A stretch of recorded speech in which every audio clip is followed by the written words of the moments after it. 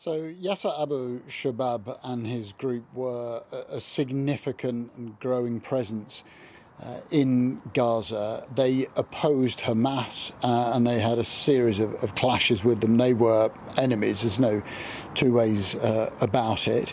And in the fractured landscape that Gaza now is, there was a power struggle. There is a power struggle about who is going to lead Gaza in the future, who's going to try and lead Gaza at the moment. Now, Hamas clearly is in the dominant position of that. But around Rafah, Abu Shabab really built a stronghold. And they did that largely with tacit support from Israel. I think it's worth noting, by the way, that reports are that Abu Shabab died in an Israeli hospital. An investigation by Sky News not so long ago unearthed clear links between Abu Shabab and Israel, vehicles that have been brought from Israel, and we saw in Abu Shabab's compound. We saw food that had been brought from the Gaza Humanitarian Foundation compound, something that had been backed by Israel and the United States. So effectively, it's understood that this group was a proxy for Israel to try to battle Hamas within Gaza. It seems as if today Yasser Abu Shabab, as well as others, were involved in an intense fight, what's described as intense, and died.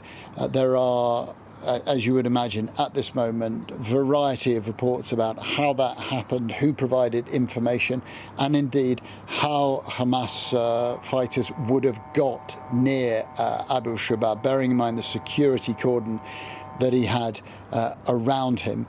But it's very clear that he did. We just spoke to the Israeli government, who said that they had seen these reports but couldn't provide any more information about them.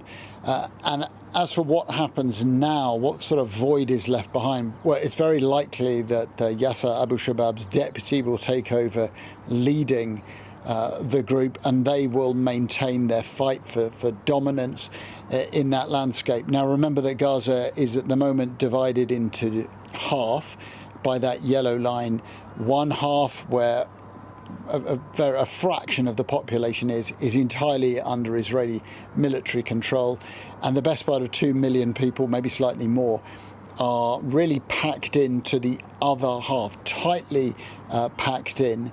And patches of that area are wholly controlled by Hamas, and patches not just by Abu Shabab, by other warring clans. And in the absence of any coherent government structure, that is what is now leading to these battles for supremacy in different districts to try and lead to a battle for domination over the whole landmass. That's why Abu Shabab was an important figure, and that is why he has been killed.